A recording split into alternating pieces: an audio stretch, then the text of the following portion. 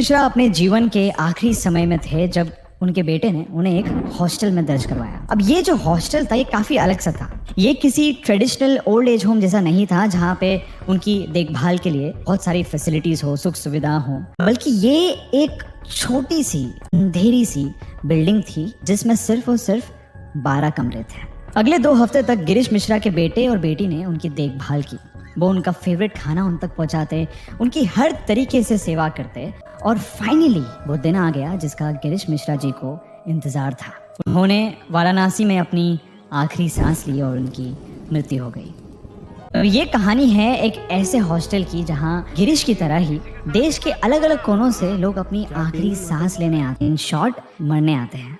लेकिन ये कोई सुसाइड पॉइंट या मर्जी किलिंग करने की जगह नहीं है, बल्कि ये जगह है वाराणसी का मुक्ति भवन यानी साल्वेशन होम, जहां लोग अपना मोक्ष प्राप्त करने की उम्मीद में अपना आखिरी समय बिताते हैं। वाराणसी एक ऐसा शहर है जहां पे 24 घंटे चिता की अग्नि जलती रहती है, जिसमें करीब 100 लोगों का अंतिम संस्कार एक साथ किया जाता है। अब इस सब की वजह से ना वाराणसी जाते ही आपको एक बहुत ही स्ट्रॉन्ग एनर्जी महसूस होती है। वो एनर्जी इतनी स्ट्रॉन्ग होती है कि इससे साधु अपनी साधना पूरी कर पाते हैं, लेकिन ये एनर्जी कुछ लोगों को बहुत बुरी तरह इफेक्ट भी कर सकती है। द सिटी ऑफ डेथ कहे जाने वाले वाराणसी में हर साल करीब 20,000 लोग तीर्थ यात्रा करते हैं सिर्फ और सिर्फ मरने के लिए।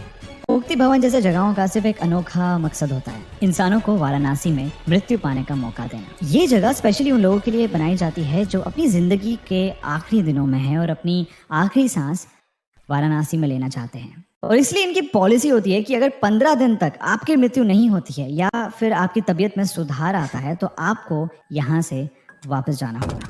और तो यहाँ पे ज्यादा फैसिलिटीज नहीं होती, बस कुछ 10 से 15 कमरे होते हैं जहाँ पे बहुत ही लिमिटेड लोगों को लिया जाता है। एक छोटा सा मंदिर होता है और एक पुजारी होता है जो सारे रिचुअल्स को परफॉर्म करता है। इन सब के पीछे एक बिलीफ छुपा है कि वाराणसी में जिसकी भी मृत्यु होती है उसका जीवन मृत्यु का जो चक्र होता है वो वहीं पे खत्म हो जाता है और उसे मोक्ष प्राप्त हो जाता है।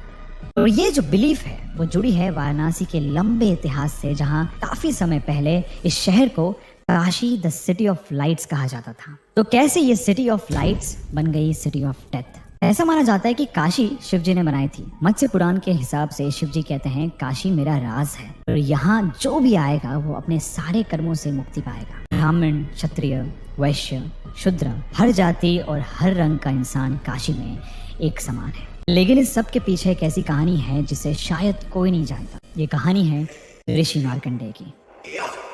ऋषि मार्कंडेय का जन्म हुआ जब उनके पिता ऋषि मृकंड सालों तक एक संतान पाने के लिए शिवजी की आराधना कर रहे थे। और एक दिन शिवजी उनके सामने प्रकट हुए। शिवजी ने उनकी प्रार्थना सुनी, उसे स्वीकार की, लेकिन उन्हें एक ऑप्शन भी दिया। शिवजी ने ऋषि मृकंड से पूछा कि क्या उन्हें एक ऐसी संतान चाहिए जिसकी बहुत ही लंबी उम्र हो लेकिन वो मूर्ख हो, या फिर एक ऐसी संतान जो बहुत ही ज्यादा अक्लमंद हो लेकिन उसका जीवन सिर्फ 16 साल का हो, यानी कि 16 साल होते ही उसकी मृत्यु हो जाएगी।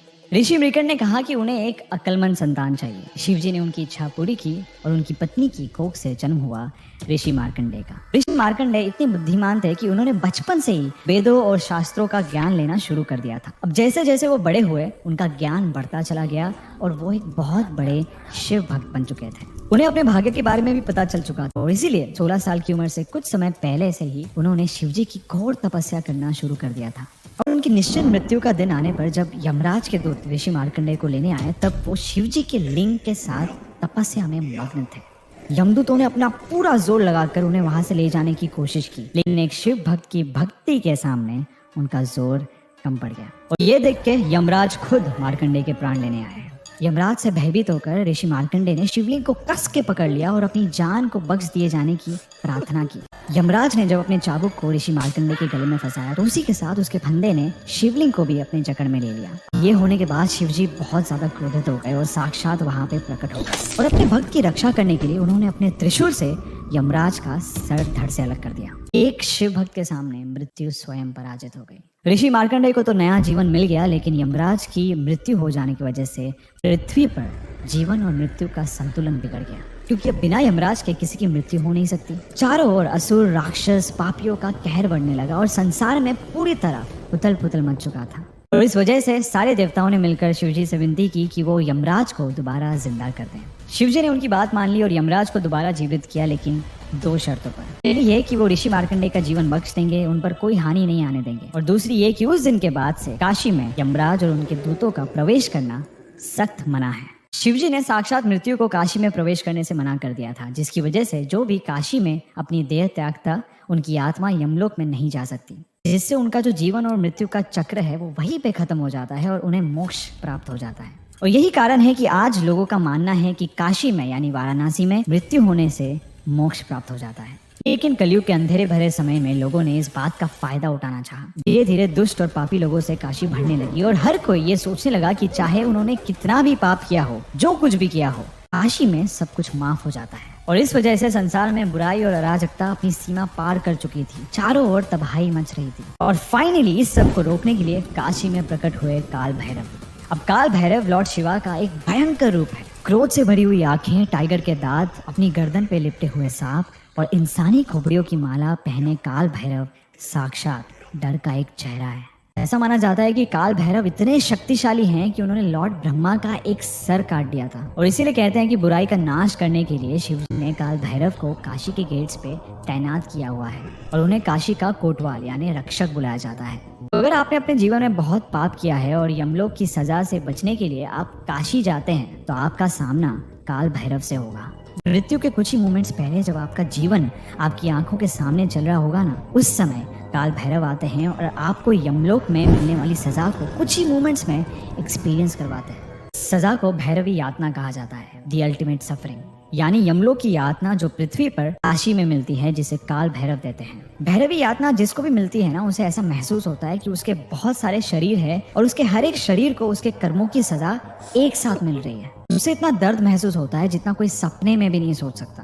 कहते हैं कि मरने पर इंसानों को 40,000 बिच्छुओं के डस लेने जितना दर्द महसूस होता है, लेकिन भैरवी यातना इससे भी कई ज्यादा दर्दनाक होती है। और इसी तरह उसके हर जन्म के पापों की सजा मिलने के बाद उसका जीवन मृत्यु का जो चक्र है वो पूरा हो जाता है, उसे मोक्ष मिल जाता है। कहते हैं कि मृत्यु के बाद हमारी जो आत्मा होती है वो हमारे शरीर को छोड़ देती है और हमारा शरीर जो है खाली वेसल जैसा बन जाता है। और इन्हीं खाली वेसल्स को अग्नि में भस्म कर दिया जाता है मणिकर्णिका घाट पर। मणिकर्णिका घाट काशी के 84 घाटों में से एक ऐसा घाट है जहाँ पे 24 घंटे 365 दिन हर समय चिता की अग्नि जलती रहती है। लेकिन इस जलती हुई अग्नि में कुछ ऐसे लोग होते हैं जिनका शरीर पूरी तरह मृत नहीं होता। जिस तरह पैदा होने का एक प्रोसेस है, उसी तरह मृत्यु का भी एक प्रोसेस है जिसमें लगभग 12 दिन लगते हैं। हिंदू धर्म में ऐसा माना जाता है कि मरने वाले का शरीर अगले 12 दिनों तक जिंदा रहता है। लेकिन अगर इन 12 दिनों के पहले ही किसी इंसान की बॉडी को जला दिया जाए तो उसके अंदर की जो जीवन ऊर्जा होती है वो आसपास के एटमॉस्फेयर में फैल जाती है। और इसीलिए जब भी कोई मणिकर्णिका घाट पर जाता है तो उसे बहुत ही स्ट्रॉन्ग एनर्जी फील होती है। और ये एनर्जीज उन लोगों की चिताओं से आती है जिनकी डेथ के प्रोसेस को बीच में रोक दिया गया हो। कुछ साधु खासकर आघोरी इस ऊर्जा को अपनी साधना को ज्यादा स्ट्रॉन्ग बनाने के लिए यूज करते हैं और इसीलिए अक्सर आघोरी चिताओं के पास साधना करते हुए पाए जाते हैं। तो वाराणसी और डेथ का जो कनेक्शन है ये बहुत ही स्पिरिचुअल कनेक्शन है। यहाँ मृत्यु से डरा नहीं जाता बल्कि उसे सेलिब्रेट किया जाता है। ऐसा समझा जाता है कि मृत्यु जो है